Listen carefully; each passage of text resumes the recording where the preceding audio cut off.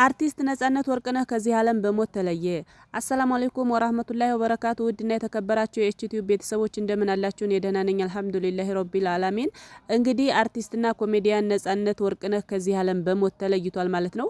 ካሁን በፊት በጣም ብዙ ጊዜ ሞቷል ተብሏል።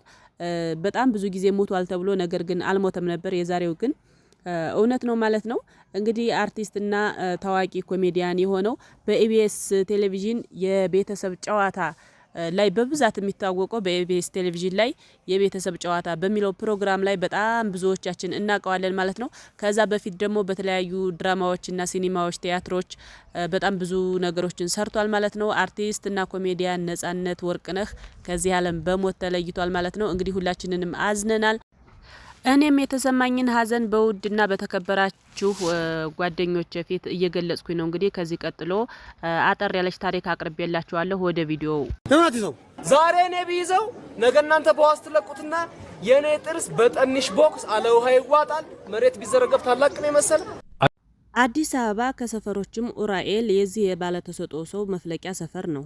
1975 ላይ ይችን ምድር ሲቀላቀል ያ ህፃን አድጎ የብዙዎች የደስታና የሳቅ ምንጭ ይሆናል ብሎ ያሰበ ሰው ስለመኖሩ ያጠራጥራል። እና በእድሜው ማለዳ ላይ በአያቱ እግር ስር ላይ ድክ ድክ እያለ ያደምጠው የነበረውን ትረካና ተረት ከቤተሰቦቹ ተደብቆ ማስመሰልን ስራዬ ብሎ የያዘው ነጻነት ይህ የትላንት ተግባሩ ለዛሬ ስሙ መሰረት እያስቀመጠ መሆኑን አስቦም ገምቶም አያውቅም ነበር። ሆኖም ግን የተጀመረው ይህ የድግግሞች ልምምድና የልጅነት የውስጥ ለውስጥ ፍቅር የዛሬውን ተወዳጅ ሰው እያዘጋጀ ነበር የቆየ። አብዛኞቹን ተረቶች ሁለቴ ሶስቴ ሰምቻቸዋለሁ።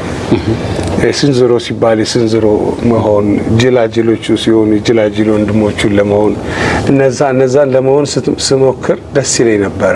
እስከ 8ኛ ክፍል ድረስ አርቲስት መሆን ሀሳብ አልነበረኝም። በአያት ተረክታሽቶ በጥበብ ፍለጋ ውስጥ ተጉዞ የቀለም ትምህርት ቤት ደጅን ሲረግጥ ደግሞ በትምህርት መሃል ያሉ የእረፍትና የጨዋታ ጊዜዎችን ከቀደመው ይበልጥ የመጎልበቻ ጊዜው አደረጋቸው። እናም ክፍሎችን ቆጥሮ 7 ላይ ሲደርስ በራሱ ብዕር በልጅነት አእምሮ የተቀመመች የመጀመሪያ ድርሰት አሰናድቶ የሴት ገጸ ባህሪን ጭምር ወክሎ በተዋናይነት በአዘጋጅነትም ከተማሪዎች ፊት ተሰየመ።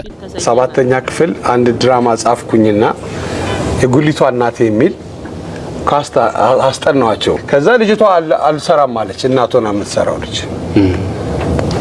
ተለማምደን እኮ ነው ባለቀሰ። እኔ ልብስ ይዤላት ማዘር እንጀራ የምትጋግርበትን ሻሽ ምናምን ይዤላት እንጂ አልሰራም ስትል እኔ ሰራሁት። እንደ እናት ሆኜ ሰራሁት። ፊቴ እንደዚህ ሸፈንኩ። ጺም የለም እኔ ያኔ አሪፍ ነው። ድምጽንስ እንዴት አመጣ? ቀጣን እንደ አያቴ ነው።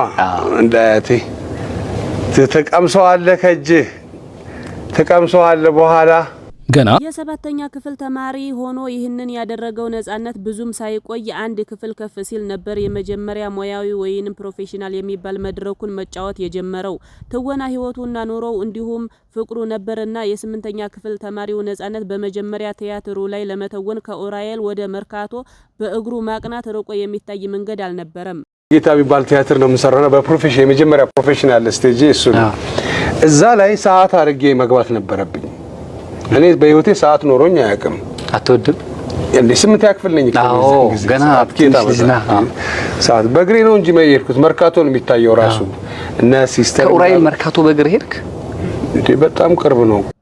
ጥበበኛ የመሆን ጉጉቱ እዚህም እዛም እያለ ይገፋፋው የነበረው ነጻነት የመጀመሪያ የሆነውን እና ካምፓስ የተሰኘውን ፊልም ላይ ሲተውን ከ1400 ብር የዘለለ እንዳልተከፈለው ተናግሮ ያውቅ ነበር። ከልጅነቱ በሬዲዮ ድራማዎች ላይ በመሳተፍ ክፍያ ሀ ብሎ መቀበል የጀመረው ነጻነት ከመዘጋጃ ቤት ትወና መድረክ ላይ ተመልምሎ ነበር ለሲኒማ ያልበቃውን የመጀመሪያ ፊልሙን የሰራው። በይቅርታ ምሽት የሚባል ቲያትር ሰራ ነበረ ማዘጋጃ ቤት እና እንዴ ያኔ በመታየት ነው። በቃ አዳራሹ ትታይና ነው ካስት የምትደረገው። 1400 ብር ምናምን ሳይከፈለን አይቀርም። የዛን ጊዜ በልጅነቴ 300 ብር ተከፍሎኛ ቃል በደቂቃ ሬዲዮ ድራማ ማለት ነው። በዲኬቲ ስንሰራ ይህ የጥበብ መንገድ ከዚህ ያደረሰው ነጻነት ወርቅነህ የፑሽኪን ቤተኛ ሆኖ የስነ ግጥም እና የትወና መድረኮችን ሲያስተናብር ነበር። ከጸሐፊ ተውኔት አያልነህ ሙላት የተሰነዘረው አስተናባሪ ሆነህ እንዳትቀር የሚል ተግሳጽ ፍሬሽማን ቲያትር፣ ባለቀለም ልሞች፣ የአንቺው ሌባ፣ ኤፍቢአይ እና ክላስሜት እያሉ የሚቀጥሉት ፊልሞቹ እንዲወለዱ ምክንያት የሆነው አስቀድነው ኮሜዲያኑ ደራሲው አዘጋጅና ፕሮዲውሰር እንዲሁም የቴሌቪዥን ፕሮግራም አስተዋዋቂ የሚሉ ተደራራቢ መጠሪያዎችን ከፊቱ ያስቀደመው ነጻነት ወርቅነህ የሚለው ስም በኢትዮጵያ የሚዲያ ኢንዱስትሪ ውስጥ ገዝፎ ለመውጣት ማኮብኮብ የጀመረው እዛ በድራማ አጫጭር ድራማ በምንሰራበት ሰዓት አርብ ነበር የምጽፈው፣ ሰኞ ስለሚቀርብ አርብ ጽፍና ቅዳሜና እሁድ አጥንተን ሰኞ ይቀርባል እና ብቻ አስተባባሪ ሆነ እንዳትቀር ምናምን አለኝ። እቺ ደግሞ ፈለቃ በመደገመልኝ አንድ ቀን አስተባባሪ ሆነ እንዳትቀር ምናምን አለኝ። ኦኬ ምናምን ብዬ ምን ማለት ነው ምናምን ብዬ አስብ ነበር። ከዛ እነዚህ አጫጭር ነገሮች ወደ ትልቅ ፍሬሽማን የሚባለውን ቲያትር ማሰብ ጀመርኩኝ ምናምን።